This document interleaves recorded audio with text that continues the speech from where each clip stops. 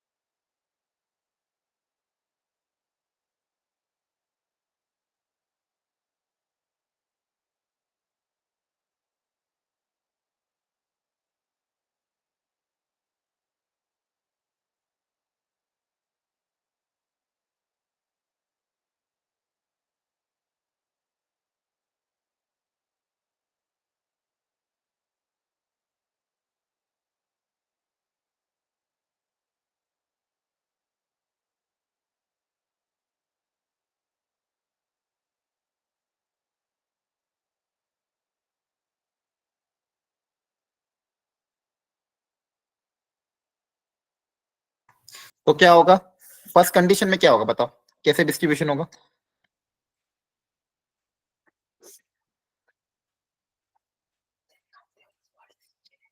Sir पहले सब में तीनों में दो दो भर देंगे, उसके बाद फिर एक एक किसी में भर देंगे। एक में तीन तीन, दो दो दो तीन, दो तीन तीन। हाँ, सबसे पहले तो यस सर। 2 2 2 सब में फिलअप कर दिया मिनिमम। अब बचे हुए 2 को फिलअप करना है, तो बचे हुए 2 या तो किसी एक में 2 चला जाएगा, हाँ है ना, या किसी एक में एक एक चला जाएगा, बस यही ऑप्शन है। यस। अरे यार पूरा हट गया। अरे चलो ठीक है, यहाँ पे हाँ। तो बेसिकली तो यहाँ पे आपके पास 2 ऑप्शन आ जाएंगे 8 को बांटने के। 2 तरीके हैं।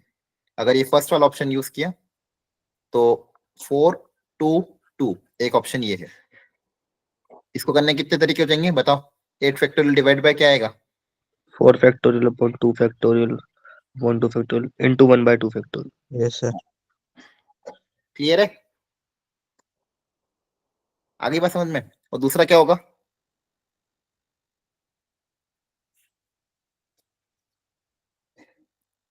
3 3 2, हाँ है ना। इसका क्या हो जाएगा? 3 3 2 फैक्टोरियल डिवाइडेड बाय 1/2 फैक्टोरियल। और या तो ये इन दोनों आंसर को आपस में क्या कर दोगे, ऐड कर दोगे। और सेकंड पार्ट में बोला था no carriage should be empty, कोई भी खाली नहीं रहना चाहिए। खाली नहीं रहना चाहिए मतलब कम से कम 1 1 तो होना ही चाहिए। अब कितने बचे? 5। अब 5 को 3 में बांटना है, तो 5 को 3 में बांटने के बहुत सारे तरीके हैं।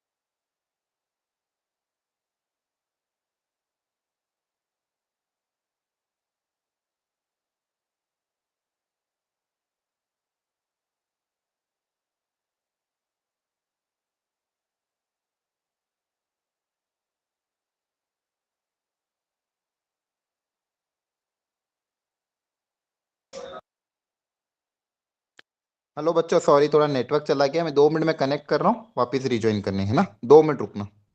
आपको आवाज आ रही है मेरी? Yes sir. Yes sir. हाँ, मेरे यहाँ थोड़ा सा नेटवर्क, पता नहीं वाईफाई का कुछ इश्यू आ गया। मैं रिकनेक्ट कर रहा हूँ लैपटॉप से। बस 1 मिनट में हो जाएगा।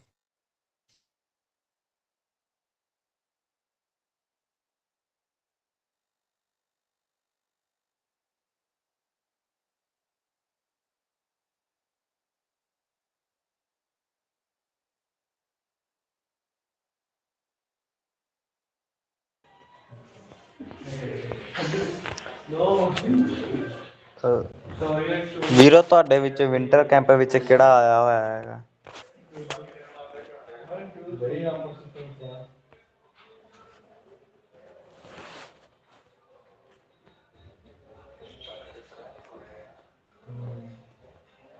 ਜੇ ਮੇਰੀ ਆਵਾਜ਼ ਆ ਰਹੀ ਹੈ ਤਾਂ ਕੋਈ ਦੱਸ ਸਕਦਾ ਹੈ ਕਿ ਤੁਹਾਡੇ ਵਿੱਚ ਵਿੰਟਰ ਕੈਂਪ ਵਿੱਚ ਕਿਹੜਾ ਆਇਆ ਹੋਇਆ ਹੈਗਾ? ਲੁਧਿਆਣੇ, ਮਹਾਲੀ ਜਾਂ ਕਿਤੇ ਵੀ?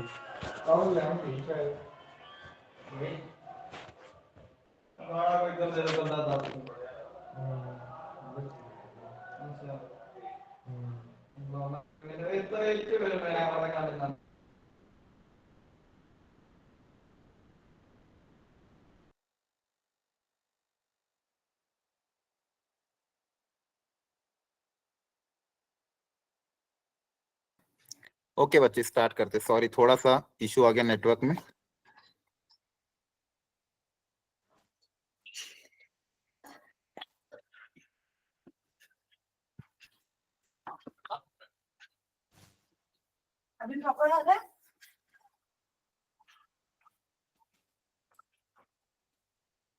तो देखो, ये 5 केस बनेंगे। इन 5 केस को आपस में ऐड कर देंगे। क्लियर सबको ये वाला क्वेश्चन है ना?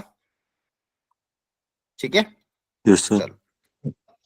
अब नेक्स्ट लास्ट टॉपिक इस चैप्टर का, जो कि ये डिवीजन ऑफ आइडेंटिकल ऑब्जेक्ट। अभी हमने जो देखा था वो डिस्टिंक्ट ऑब्जेक्ट के लिए देखा था। अगर ऑब्जेक्ट आइडेंटिकल हो जाए और उसको डिवाइड करना, तो क्या तरीका होगा? Division of identical objects.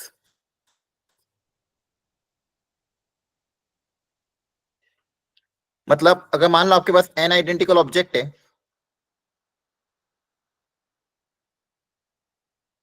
और उनको r ग्रुप्स में बांटना है। कितने ग्रुप्स में बांटना है? r ग्रुप्स में तोड़ना है।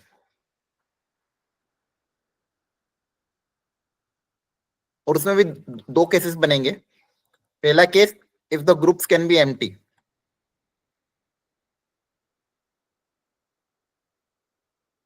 इसका मतलब कोई भी ग्रुप अगर खाली भी रख सकते हो। और दूसरा केस कि group can not be empty.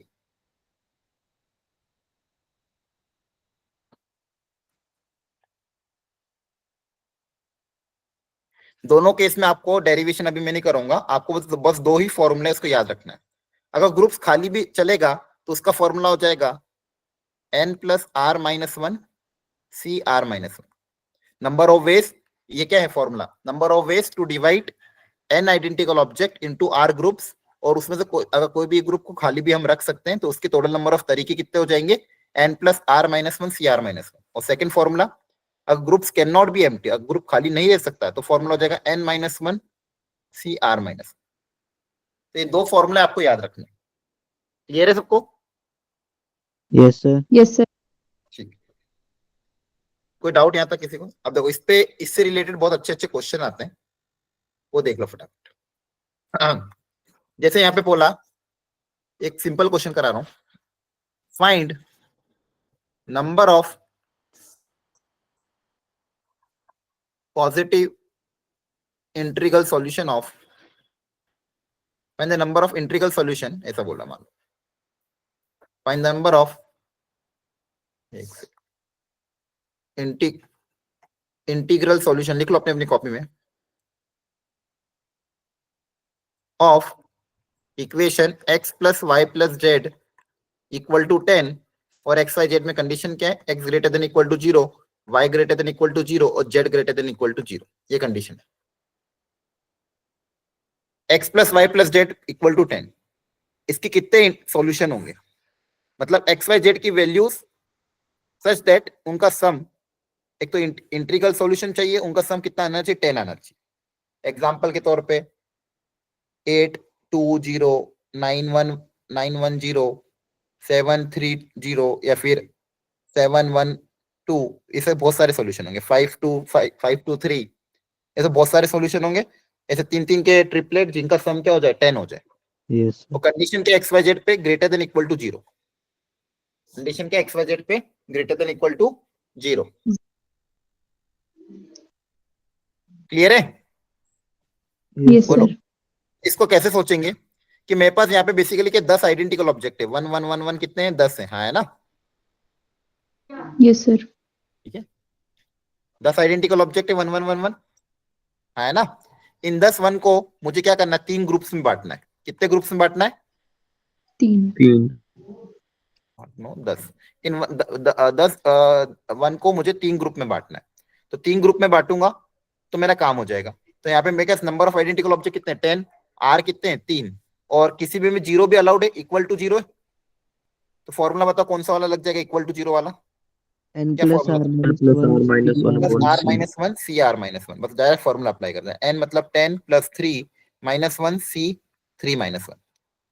Clear है? yes sir तो ये यहाँ से आंसर आ जाएगा आपको, कितना आ जाएगा, 12C2। कोई डाउट? no sir ठीक है, तो ये फॉर्मूला ऐसे होते हैं, याद रख लेना। इसमें एक काम करो, एक बार बी पार्ट ट्राई कर लो और डी पार्ट सोचो। एक सेकंड, एक बार क्वेश्चन लिख लो अपनी अपनी कॉपी में, सिखा रहा हूं मैं।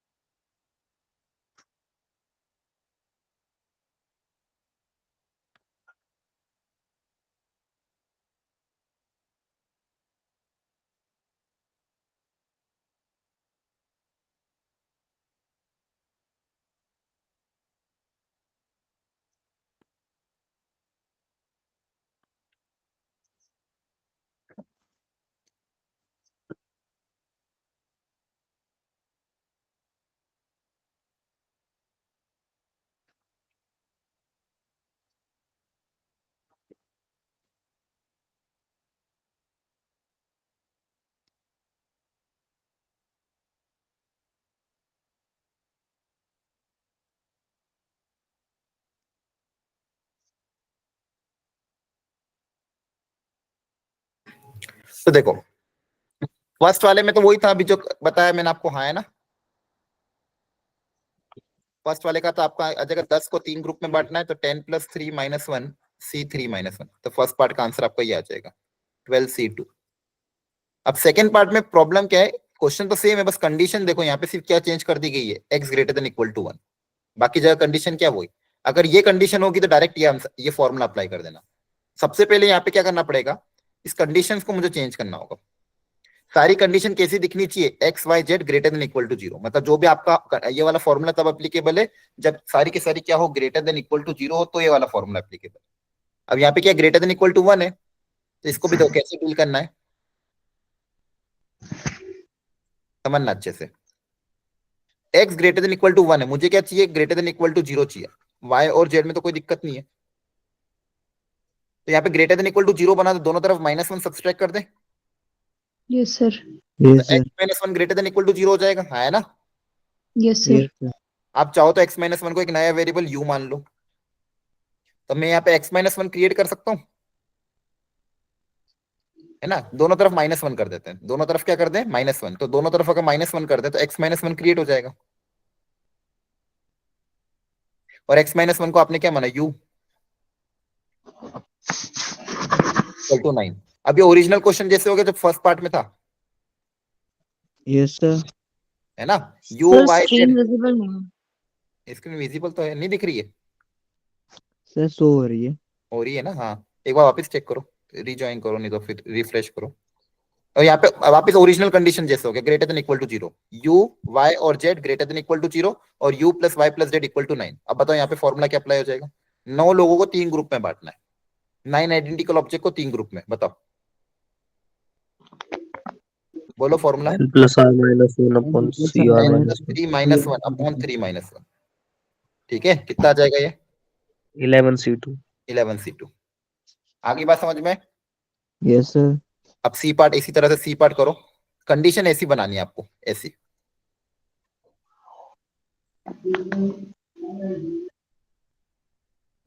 सी पार्ट में भी ऐसी कंडीशन बना के बताओ कितना आंसर आएगा।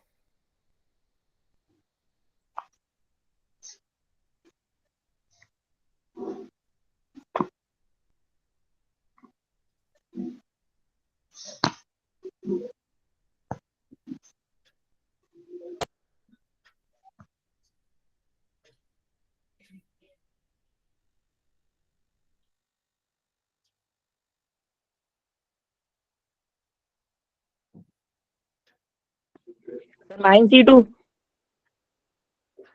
92 नहीं नहीं, ये बता आप तो एनसीआर के टर्म्स में आंसर क्या आ रहा है? 9C2 9C2। अच्छा 9C2 बताया, मेरे को लगा 92 बताया। ठीक है, तो यहाँ पे भी देखो x plus y plus z है, एक्स वाई जेड पे कंडीशन क्या है सी पार्ट में? x greater than equal to 2 है, तो यहाँ पे क्या क्रिएट होगा? x minus 2 greater than equal to 0 है ना? Yes, sir. यहाँ पे क्या क्रिएट होगा? y minus 1 greater than equal to 0 और z greater than equal to 0 हो इसी, तो मुझे x माइनस 2 क्रिएट करना पड़ेगा और y माइनस 1 क्रिएट करना पड़ेगा। तो ओरिजिनल क्वेश्चन में क्या था? अब ये क्रिएट करने के लिए एक -2 करेंगे और एक -1 कर देंगे, और इधर भी -2 -1 करोगे तो -3 हो जाएगा। तो इसको u मान लो, इसको v मान लो, इसको z मान लो, इक्वल टू क्या जाएगा? 7। अब 7 को 3 ग्रुप में बांटना है, तो 7 plus r minus 1 c r minus 1 कितना हो जाएगा? 9C2। वेरी गुड, क्लियर है? Yes, sir. Yes, sir. अब एक और वेराइटी कवर कर लेते हैं। चलो ई पार्ट में कैसे सोचेंगे?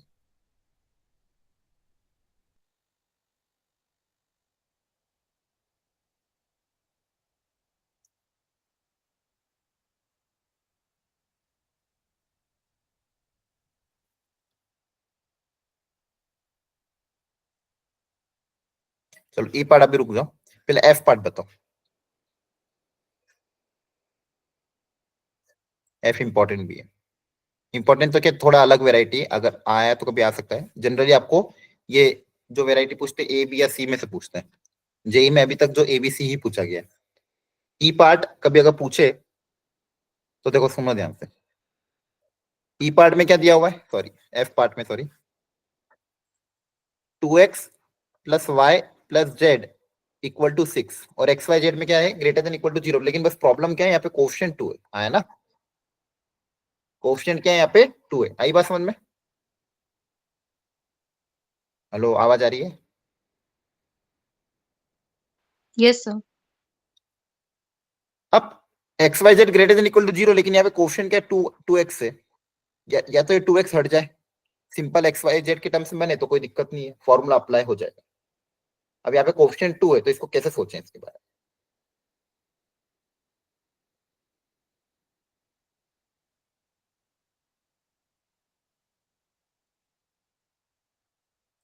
और जो ई पार्ट है उसमें भी क्या दिया हुआ है? वाई और जेड की कंडीशन में कोई दिक्कत नहीं है, बस एक्स की कंडीशन में दिक्कत है, एक्स 1 और 3 के बीच में, है ना?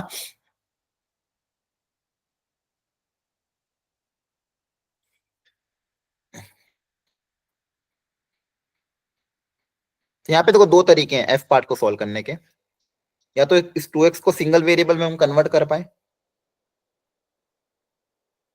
कैसे कन्वर्ट कर सकते हैं? या तो 2x को हम लिख दें x प्लस एक्स, 2x को क्या लिख दें? x प्लस एक्स, और ये जो y और z है, या तो इनके कोएफिशिएंट को 2x 2y 2z बना दो, या तो इनके कोएफिशिएंट को क्या बना दो? 2y और 2z, ताकि तीनों के कोएफिशिएंट सेम हो जाएंगे, तो फिर दिक्कत नहीं है।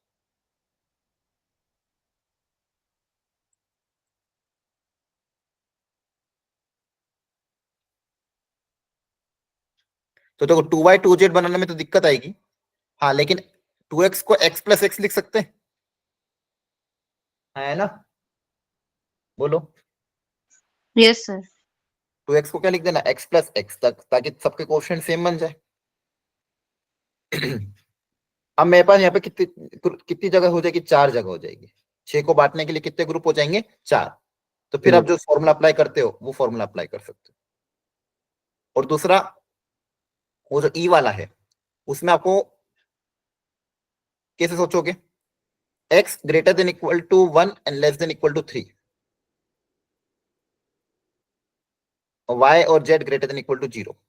अगर दो इक्वेशन के दोनों तरफ -1 भी करते हैं तो x -1 greater than equal to 0 less than equal to कितना आ जाएगा, 2, है ना। बोलो, चलो एक काम करते इसको सॉल्व करके दिखाता हूं। और देखो एक तरीका और भी है, आप वैल्यू रख रख के सोच सकते हो। क्या करो, वैल्यू रख रख के सोच लो। नहीं तो किसी एक वेरिएबल को हटा दो जो दिक्कत दे रहा है, उस वेरिएबल की वैल्यू एक एक करके वैल्यू रखते जाओ और बचे हुए वेरिएबल के केसेस बना के सॉल्व कर लो। वो ज्यादा आसान तरीका और भी, जैसे मैं एक करके दिखा देता हूँ आपको। ई वाला part, x plus y plus z equal to 10 है। x में कंडीशन क्या दी थी इन्होंने, 1 से 3 के बीच में, है ना। और y और z में कोई दिक्कत नहीं है। तो 1 से 3 के बीच में क्या क्या आएगा, 3 ही तो केस बनेंगे, है ना। x इक्वल टू या तो 1 होगा, या तो x इक्वल टू 2 होगा, या x इक्वल टू 3 होगा, है ना। Yes, sir. क्योंकि x इंटीजर होता है तो आप चाहो तो डायरेक्ट वैल्यू रख दो। तो यहाँ पे अगर x को 1 माना तो y प्लस जेड कितना आ जाएगा, 9। यहाँ पे y प्लस जेड कितना आ जाएगा, 8। यहाँ पे y प्लस जेड कितना आ जाएगा, 7। अब इन 7. तीनों के आंसर निकाल के ऐड कर देना। अब यहाँ पे 9 लोगों को 2 ग्रुप में बांटना है, 9 + 2 - 1 C2 - 1, तो कितना हो जाएगा ये, 10 C1, है ना। Yes, sir. यहाँ पे 8 लोगों को 2 ग्रुप में बांटना है, तो 8 + 2 - 1 C2 - 1, ये कितना हो जाएगा, 9 C1, है ना। सही है, चेक कर लेना। और यहाँ पे 7 + 2 - 1 C2 - 1, ये कितना हो जाएगा, 8 C1। 1. 10 C1 10 होता है, ये 9 होता है, ये 8 होता है। इन तीनों को क्या कर देंगे, 8 ऐड कर देंगे। आपका फाइनल आंसर कितना आ जाएगा, 10 + 9 + 8। नंबर ऑफ वेज कितने हो जाएंगे ये, 27। क्लियर है, Yes, sir. ये भी कर सकते हो। और दूसरा वाला जो था उसमें भी आप केसेस बना सकते हो। एक्स की ज्यादा वैल्यूज नहीं आएगी क्योंकि सम टोटल 6 ही है और आपको पॉजिटिव ही रखना है। यहाँ पे क्या केसेस बना, यही बना कर लेते हैं सॉल्व। मान लो एक्स को आपने सबसे पहले रखा 0, एक्स को 0 रख सकते हो तो पहली कंडीशन क्या आ जाएगी, y + z = 6। एक्स को 1 रखेंगे तो y + z = 4। ज्यादा आगे तक नहीं जाएगा। एक्स को 2 रखोगे तो y + z = 2, और एक्स को 3 रखेंगे तो y + z = 0। तो उससे तो एक ही सॉल्यूशन आएगा, 0 0। ठीक है, तीन केसेस को और एक वो वाला केस, दो सबको ऐड कर दो कि आपका आंसर आ जाएगा। क्लियर है, ओके। y + z = 0 का फिर एक ही सॉल्यूशन बनेगा। नंबर ऑफ सॉल्यूशन कितना आएगा, 1। यहाँ पे भी क्या आएगा, एक ही सॉल्यूशन, x + z = 2। मतलब यहाँ पे फॉर्मूला अप्लाई कर देना, n + r - 1 c r - 1, 2 solution है। यहाँ पे भी 4 + 2 - 1 c 2 - 1, और यहाँ पे भी 6 + 2 c 2 - 1। सारे केसेस को आपस में ऐड कर देना, ये सबसे आसान तरीका है। ठीक है, और बाकी ऊपर ABCD तो बहुत बेसिक है, वो तो अभी सिखा भी दिया आपको कैसे करना है। Clear everyone, Yes, sir. Okay.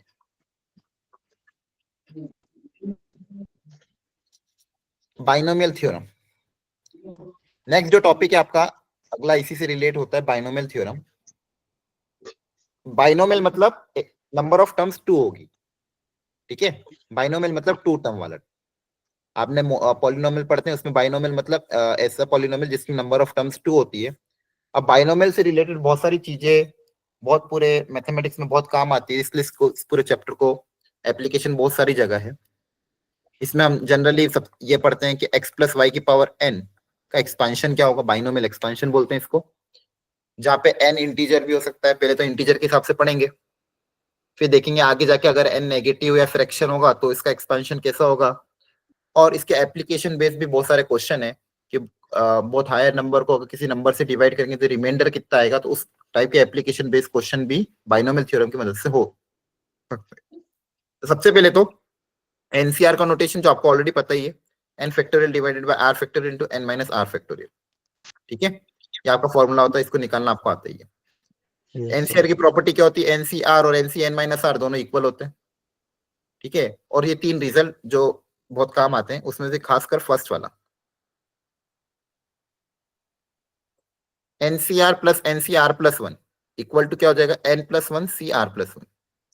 यहाँ पे मान लो एन है, यहाँ पे भी एन है, यहाँ पे आर है और यहाँ पे उसका एक एक्स्ट्रा है, तो एन का क्या हो जाएगा, एन प्लस 1 हो जाएगा। एन का क्या हो जाएगा, एन प्लस 1, +1 और आर प्लस 1 में जो ग्रेटर वाला नंबर है वो ले लेना, आर प्लस 1 आ जाएगा।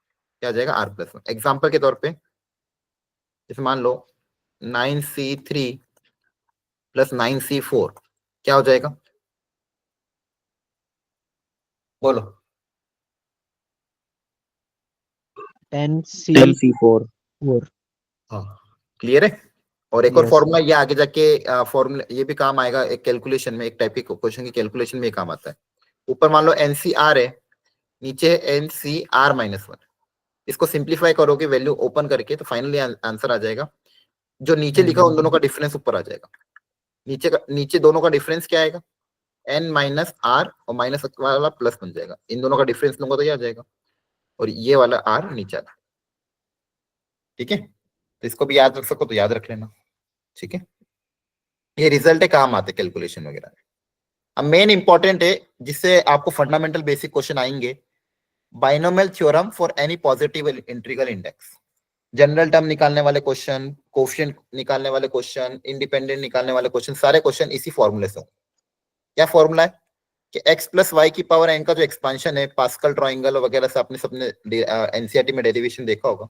इसका डायरेक्ट फॉर्मूला क्या याद रखना है, स्टार्ट कहां से होता है, nc0 x की पावर n y की पावर 0। फिर सेकेंड टर्म में आएगा nc1 x की पावर n माइनस 1 y की पावर 1, nc2 x की पावर n माइनस 2 y की पावर 2, nc3 x की पावर n माइनस 3 y की पावर 3 एंड सो ऑन। इस तरह से चलता जाएगा। लास्ट का टर्म आएगा ncn x की पावर 0 y की पावर n। अब आज तक आपने बाइनोमियल कहां तक पढ़ा था, binomial coefficient x plus y का whole square, x plus y का होल क्यूब, या फिर x प्लस वाई की पावर 4 मैक्सिमम। तो उसका भी एक्सपांशन देखोगे तो ऐसे दिखेगा, x की पावर घटती जाएगी, y की पावर बढ़ती जाएगी। ओवरऑल हर टर्म में पावर, टोटल पावर n ही रहेगा। ओवरऑल टोटल पावर क्या रहेगा, n ही रहेगा। और जो कोफिशिएंट होते हैं हर टर्म के, वो nc0 nc1 nc2 इस तरह से बढ़ते जाते हैं। ये पता है ना सबको, बोलो। ठीक है, Yes, जनरल sir. टर्म लिखने का तरीका देखो, ये आपकी फर्स्ट टर्म है, ये आपकी सेकंड टर्म, ये थर्ड टर्म, ये फर्स्ट, ये सेकंड टर्म, ये थर्ड टर्म, ये फोर्थ टर्म। तो आप ऑब्जर्व करोगे थर्ड टर्म में nc2 आ रहा है, फोर्थ टर्म में nc3 आ रहा है, मतलब जो भी टर्म है उससे एक कम बन रहा है। तो अगर r प्लस 1 टर्म होगी तो इसमें एक कम करोगे तो क्या बनेगा, ncr बनेगा, है ना। r प्लस 1 में जैसे फोर्थ टर्म में nc3 बन रहा है, फिर x की पावर इन दोनों का डिफरेंस, x की पावर इन दोनों का डिफरेंस और y की पावर r, ये आपकी जनरल टर्म है। General term t r plus 1 term क्या हो जाएगी, एनसीआर एक्स की पावर फर्स्ट, जो फर्स्ट टर्म है उसकी power n minus r, second की पावर r। ये बहुत अच्छे से याद होना चाहिए। इसमें किसी को डाउट हो तो जल्दी पूछो, एनीवन। बोलो, कोई दिक्कत यहाँ तक, ये फॉर्मूला याद है सबको, Yes, है ना। sir. एनसीआर एक्स की power n minus r y की पावर r। ठीक है, ये बाइनोमियल एक्सपेंशन का आपका वो टर्म है। ये कुछ एग्जांपल दिए इन्होंने, और कुछ देखोगे आप, total number of terms n plus 1 होगी, 0 से स्टार्ट हो रही है n तक जा रही, तो total number of terms n plus 1 याद रखना। और हर टर्म में टोटल पावर n ही रहेगी, मैंने बताया था जैसे कि। और coefficient of the terms starting और एंड के कोफिशिएंट इक्वल होते हैं, क्योंकि आपको पता है एनसीआर की वैल्यू और एनसीएन माइनस आर की वैल्यू क्या होती है, इक्वल। तो फर्स्ट टर्म का कोफिशिएंट और लास्ट टर्म का कोफिशिएंट सेम होगा, आगे से दूसरा, पीछे से दूसरे टर्म का कोफिशिएंट सेम, आगे से तीसरे, पीछे से तीसरे टर्म का कोफिशिएंट क्या होगा, सेम। क्योंकि एनसीआर की प्रॉपर्टी होती है क्या, nCr equal to nCn minus r. ठीक है, ये सब फंडामेंटल प्रॉपर्टीज है, ध्यान रखना बस। अब इसमें मेन जनरल टर्म के क्वेश्चन काफी अच्छे आते हैं। जनरल टर्म अभी मैं आपको बताई थी, nCr equal to nCn minus r. अब से ये बेसिक क्वेश्चन मैं करा के दिखा रहा हूँ, फिर अगला जेई का क्वेश्चन आप करना। क्या बोला गया, if the sum of the fifth and the sixth term is 0 in the binomial expansion of a minus b की पावर n। इसमें बोला गया है कि फिफ्थ टर्म और सिक्स्थ टर्म का सम 0 आ रहा है, तो a बाई बी का रेशियो कितना होगा? तो फिफ्थ टर्म लिखने का तरीका NC4, फिफ्थ टर्म लिखने का तरीका NC4, फर्स्ट टर्म की पावर दोनों का डिफरेंस, और सेकेंड टर्म में माइनस बी, तो माइनस बी ऐसे कैसे लिख देंगे कि पावर 4। सिक्स्थ टर्म कैसे लिखोगे? NC5, a की पावर n माइनस 5, b की माइनस बी की पावर 5 इक्वल टू। अब आपको इसको क्या करना है? सिंप्लीफाई करके a बाई बी का रेशियो निकालना है।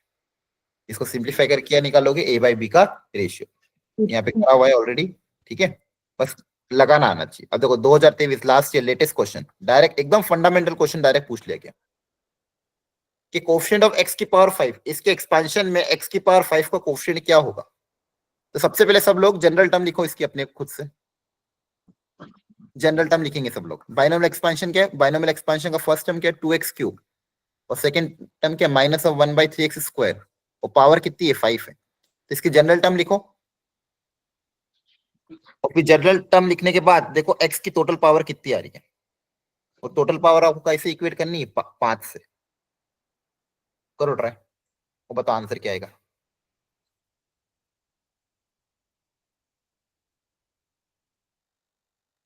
एकदम प्रॉपर्ली ट्राई करना, ये डायरेक्ट क्वेश्चन है। जनरल टर्म लिख के सारा काम हो जाएगा। जनरल टर्म लिखो सब लोग, और x की देखो टोटल पावर कितनी आ रही है, उसको x की सारी पावर को साथ में रखो, फिर टोटल पावर x की जो भी टोटल पावर है उसको 5 से इक्वेट करो, और देखो कोएफिशिएंट कितना है।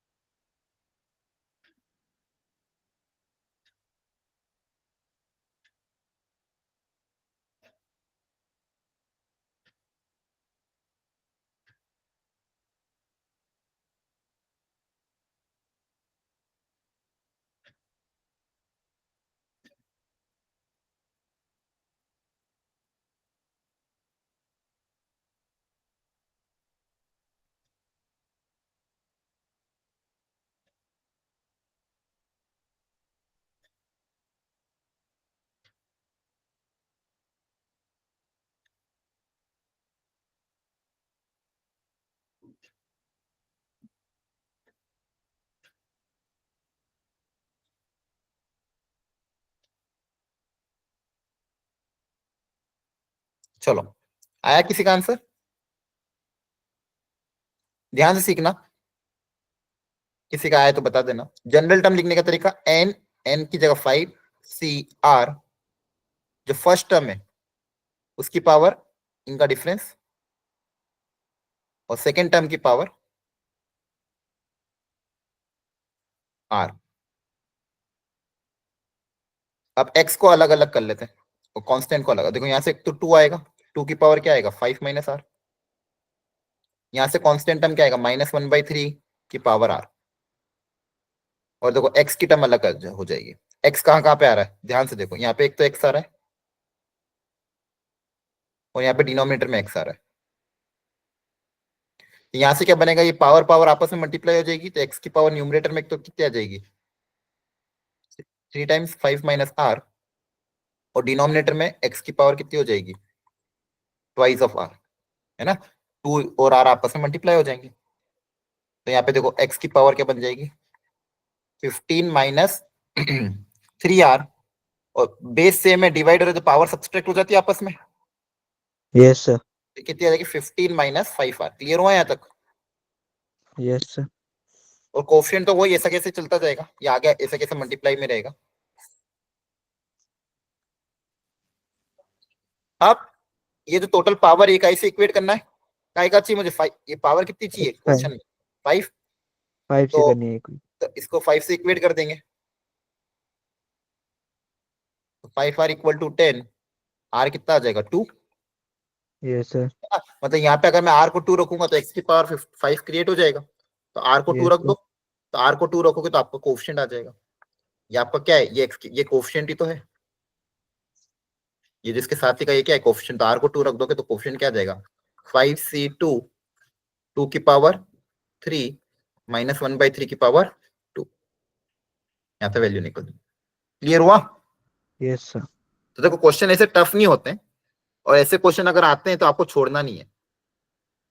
ज्यादा टफ है तो चलो अलग बात है, लेकिन अगर इस चैप्टर से अगर आपके सेट में आपके जो भी पेपर उसमें एक इजी क्वेश्चन आता है तो जनरल टर्म प्रॉपरली लिखो और जो क्वेश्चन में बोला गया वो करो। जनरल टर्म का फॉर्मूला अभी आपको मैंने बताया, एनसीआर एक्स की power n minus r y की पावर आर। एनसीआर एक्स की फर्स्ट टर्म की power n minus r, second term की पावर आर, उसमें से कांस्टेंट टर्म्स को सबको अलग कर लिया, एक्स की टर्म्स को अलग कर लिया और देखा एक्स की टोटल पावर कितनी आ रही है, फिर क्वेश्चन के हिसाब से टोटल पावर को 5 से इक्वेट कर दिया, वहां से आर आ गया। क्लियर है सबको ये? Yes, sir. अब अगला वाला term independent of the x, मतलब इसके एक्सपांशन में जो कांस्टेंट टर्म आएगा वो कितना होगा। अब कांस्टेंट टर्म में एक्स की पावर कितनी होती है 0। 0, पता करो। तो यहाँ पे जो सेम काम जो अपन ने पिछले क्वेश्चन में किया वही करना है, बस पावर को 0 से इक्वेट करना। तो जनरल टर्म लिखो, एक्स की सारी पावर को कलेक्ट करो और 0 से इक्वेट करो। करो ट्राई सब लोग।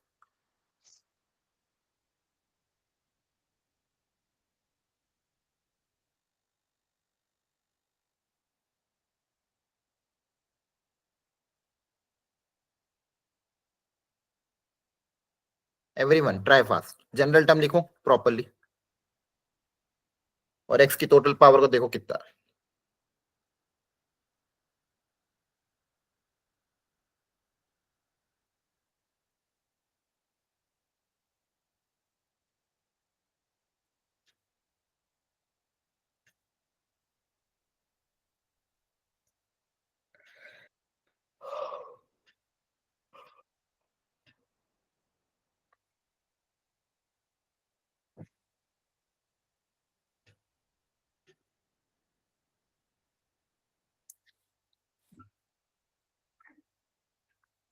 जनरल टर्म क्या बन जाएगी?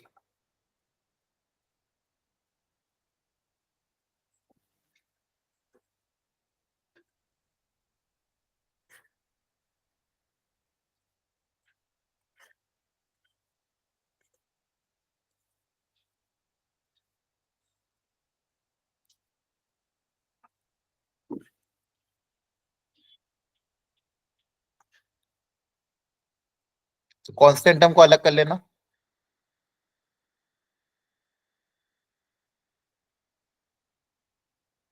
यहाँ पे देखो क्या आएगा 1/3 की power 10 minus r by 2, root है मतलब पावर 1/2। यहाँ पे 3/2 की पावर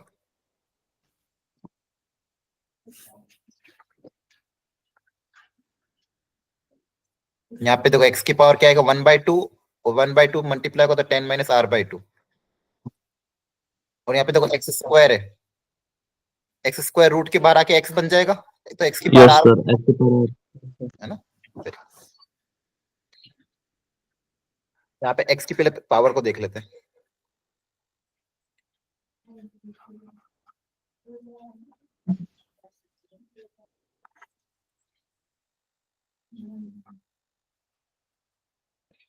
सही है, देख चेक कर लेना वो कैलकुलेशन।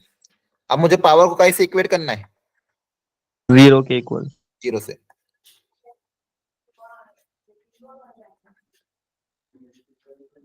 तो यहाँ से आर कितना आएगा 10/3। क्या पॉसिबल है आर की वैल्यू आपकी फ्रैक्शन में आ सकती है? कि आर तो क्या है नंबर ऑफ टर्म्स है ना, तो Yes, sir. इंटीजर यानी चाहिए। तो क्या बोलोगे नॉट पॉसिबल। Yes. तो आप बोलोगे इसके एक्सपांशन में there will be no constant term, therefore there will B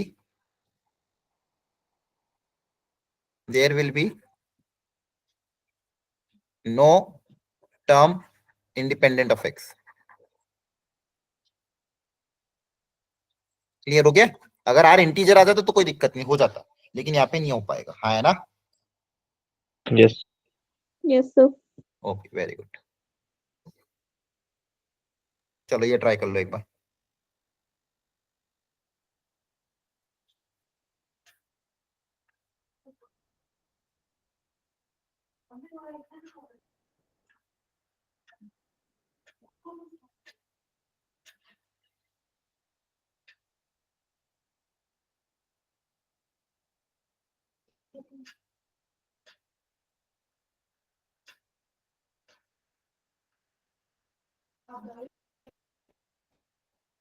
अच्छे से ट्राई कर लो।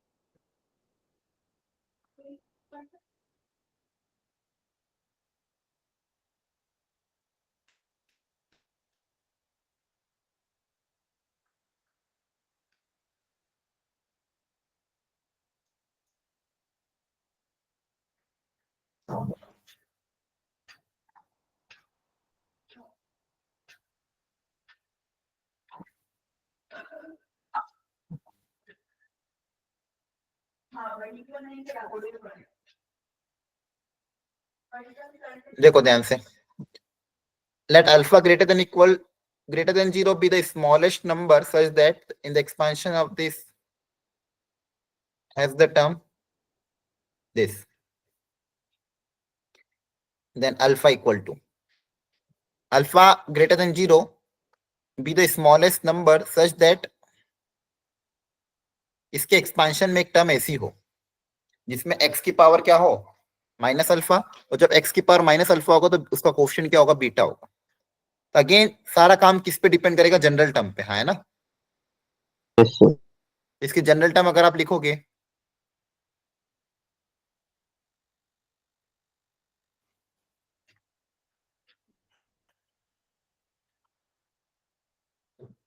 क्लियर है। अब x की सारी पावर्स को अलग कर लेते हैं, यहां से सिर्फ 2 आएगा, यहां से आएगा देखो x की पावर 2/3 मल्टीप्लाई हो जाएगा,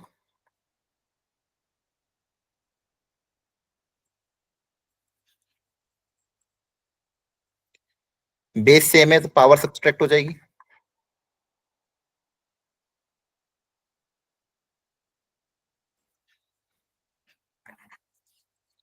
एलसीएम लोगे तो 3 आ जाएगा, 60 माइनस 11 और 11 आर, थैंक यू। और यहाँ पे आपके पास आएगा 2 की पावर r 30 CR। ये जनरल टर्म आ गई, ठीक है। अब हैज अ टर्म x की power minus alpha, alpha, let alpha greater than 0 be the smallest number. अब देखो ये क्या बोला गया, पावर नेगेटिव है ना। Yes sir. अब बताओ इसके आगे क्या करें आपके हिसाब से, क्वेश्चन के ऊपर के आपको क्या लग रहा है, इसके बाद क्या होना चाहिए। ये अपने जनरल टर्म निकाल दी, x की पावर भी मैंने आपको बता दी, अब इसके आगे क्या होना चाहिए, ये जो पावर है इसको क्या करोगे, स्मॉलर देन 0 से इक्वेट वेरी गुड, करेंगे। हाँ लेस देन 0 से इक्वेट करोगे। क्यों, क्योंकि यहाँ बोला कि सबसे छोटी नेगेटिव पावर, अल्फा की वैल्यू सबसे स्मॉलेस्ट है और x की पावर क्या रही, देखो अल्फा तो पॉजिटिव है लेकिन उसके आगे माइनस लग गया, मतलब x की पावर नेगेटिव आ रही है ना। Yes, sir. और सबसे छोटी पावर चाहिए, तो 60 माइनस 11r/3 को आपको काई से इक्वेट कर दोगे, नेगेटिव लेस देन 0, क्योंकि मुझे पावर x की क्या चाहिए, नेगेटिव चाहिए। कैलकुलेशन सही है ना, क्लियर है यहाँ तक। Yes, sir. तो सबसे छोटी वैल्यू r की क्या आएगी वो देखना है मुझे। तो यहाँ से 11r greater than 60, r greater than 60/11, r greater than ये अप्रोक्सीमेटली कितने आएगा, 5 point something. Yes, sir. Yes sir. तो 5 point, r greater than 5 point something, तो r की वैल्यू क्या क्या आ जाएगी, 6, 7, 8 एंड सो ऑन। इसमें Yes, स्मॉलेस्ट sir. कौन सी है, 6. 6। Smallest is r equal to 6, तो ये आपका r हो जाएगा, ठीक है। r को क्या रखना है, 6 रखना है, क्लियर है। Yes, sir. अब r को 6 रख देना, तो ये पता चल जाएगा ये कितना आएगा कोएफिशिएंट, और ये भी बीटा भी पता चल जाएगा। खैर यहाँ पे सिर्फ अल्फा ही पूछा था, तो r को यहाँ पे 6 रख देना, क्लियर है। कोई डाउट यहाँ तक, हाँ है ना। आर को 6 रख के देख लो, कंफ्यूजन हो तो। कितना आएगा 6 रखने पे? -2 हाँ, तो यहाँ पे डिवाइड बाय 3, तो ये आएगा ये पावर -2 आएगी, लेकिन पावर क्या माइनस अल्फा, तो अल्फा कितना आ जाएगा? 2 आ जाएगा। Yes Yes, sir. ठीक है, अल्फा की वैल्यू क्या आ जाएगी? 2। तो थोड़ा सा बस क्वेश्चन में हल्का सा मॉडिफिकेशन करेंगे तो इतना तक कर सकते हैं, और कुछ भी नहीं। कि भाई आपको क्या कर देंगे, ये बोल देंगे, है ना? ठीक है, कोई डाउट यहां तक एनीवन? No, बोलो। sir. No, sir. अब एक वेराइटी आती है रैशनल टर्म्स वाली, ये भी एक बहुत बार जेई में पूछा गया कि कितनी रैशनल टर्म्स होगी, या कौन कौन सी रैशनल टर्म होगी। ये या तो रैशनल टर्म निकलवाते हैं, नंबर ऑफ रैशनल टर्म्स पूछते हैं, या फिर जो जो भी रैशनल टर्म है उसका सम पूछ लेते हैं। बस ये 3 वेराइटी आती है। ये सबको करने का तरीका सेम ही है। बेसिकली आपको ये पता करना है कि इसके एक्सपांशन में कुछ इरेशनल टर्म्स आएगी, कुछ रैशनल टर्म्स आएगी, तो रैशनल टर्म्स कितनी आएगी ये पता करना है। और उन रैशनल टर्म्स का यहाँ पे खैर सम पूछा, और सारा खेल डिपेंड करेगा अगेन जनरल टर्म पे। तो सब लोग जनरल टर्म लिखो इसके एक बार, एवरीवन। ये जो एक्सपांशन है इसका जनरल टर्म लिखो।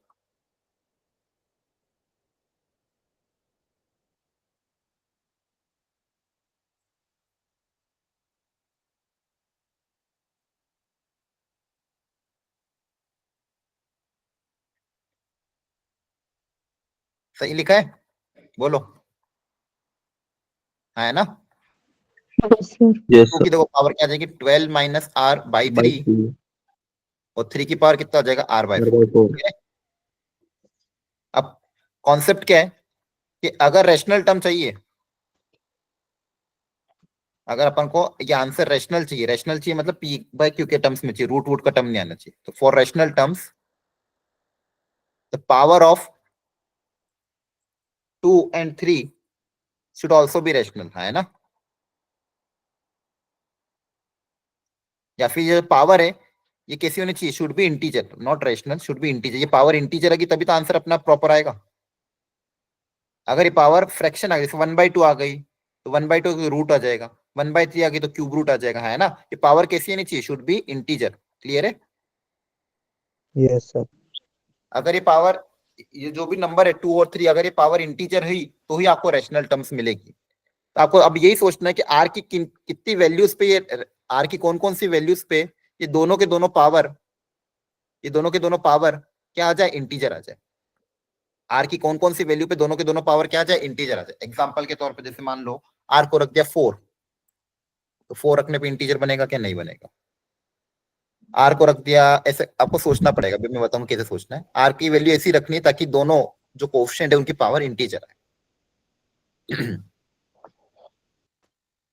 समझ में आ रहा है यहाँ तक?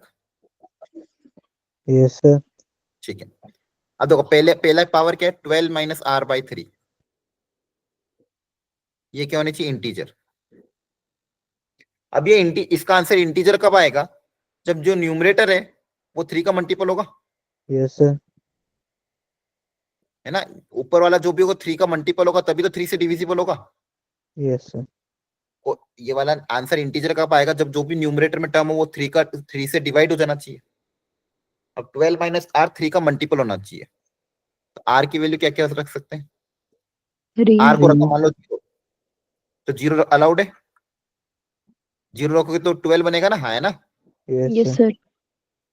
आर को रखा, मान लो अगला क्या रख सकते हो, मान लो 1 Three. रखेंगे तो दिक्कत है, 2 रखोगे तो दिक्कत है, 3 रखोगे Yes, sir. जाएगा 3, 6, 6, 9. 9, 12, है ना? 12 भी तो रख सकते हैं। यस सर ठीक है। अब अगला बोला था आर बाय 4, अब अगला टर्म क्या था, आर बाय 4। अब ये भी कैसा होना चाहिए, इंटीजर। तो इसको इंटीजर लेकिन होने सर के लिए आर की वैल्यू 12 क्या क्या रखोगे, सर अगर 12 माइनस 12 करेंगे तो 0 नहीं हो जाएगा। तो 0 तो इंटीजर ही होता है ना। ये सर वह तो है, लेकिन 0 आने में कोई दिक्कत नहीं ना, अपने बाइनोमियल एक्सपेंशन में आर की वैल्यू 0 चलती है ना। फर्स्ट टाइम यस क्या एनसी 0 आता है ना आर का, है ना? सर यहाँ पे जैसे अब इसको इंटीजर बनाना है, यहाँ पे बताओ क्या क्या रखोगे, आर बाय 4 को इंटीजर बनाने के लिए 0 और यहाँ पे 4 ऊपर 4 के 8 मल्टीपल होना पड़ेंगे 8, 8 और बस 12 12 के आगे नहीं जा सकते क्योंकि मैक्सिमम कहाँ तक जाएगा, 12 तक जाएगा। Yes, sir. Yes, sir. अब दोनों का इंटीजर होना जरूरी, तो दोनों में क्या लोगे, इंटरसेक्शन। दोनों में क्या Yes, लेंगे, sir. इंटरसेक्शन 12 0 तो दोनों में कॉमन एलिमेंट कैसी हुई, एक ही है 12, और कौन सा है क्या कोई, और 0। 0 Zero. तो आपके पास दो टर्म्स आएगी, r इक्वल टू 0 पे और r इक्वल टू 12 पे। तो कौन कौन सी टर्म, r को 0 रखोगे तो एक तो फर्स्ट टर्म, और 12 रखोगे तो 13 term. This two r rational term. तो कितनी रेशनल टर्म आएगी इसके अंदर, दो, बाकी सब इरेशनल आएगी, लेकिन ये दो टर्म क्या रहेगी, रैशनल। अब इन दोनों टर्म को क्या पूछा है, सम, तो सम तो आप निकाल लेना दोनों टर्म को, है ना। T1 की वैल्यू निकालना, T13 की वैल्यू निकालना, दोनों का सम कर देना। लेकिन तरीका समझ में आया, यही तरीका रहेगा हर टाइप के क्वेश्चन। बोलो, समझ में आ रहा है कि नहीं आ रहा है, बोलो। Yes, sir. Yes, sir. Sir ठीक है, ओके। तो देखो ये स्टार्टिंग कर दिया मैंने। आज के लेक्चर में हमने क्या पढ़ा, बाइनोमियल में जनरल टर्म निकालने का तरीका, जनरल टर्म से रिलेटेड क्वेश्चन। इससे रिलेटेड मैंने डीपीपी अपलोड कर रखी है आपके ग्रुप में, वो शीट में, जो जिस शीट में आपका सारा मटेरियल रहता है, उसका फर्स्ट प्रैक्टिस अटेम्प्ट कर लेना। जनरल टर्म से रिलेटेड जितने भी क्वेश्चन है, जनरल टर्म निकालने के क्वेश्चन, अगर उतनी डीपीपी अटेम्प्ट कर ली, उसके बाद जेई में उससे ज्यादा आपको करने की जरूरत नहीं, उससे आपका काम हो जाएगा, लेकिन करना आपको पड़ेगा। क्लियर है? Yes, sir. ओके, चलो ठीक, कल की क्लास में मिलते हैं, आगे जाके इसको फिनिश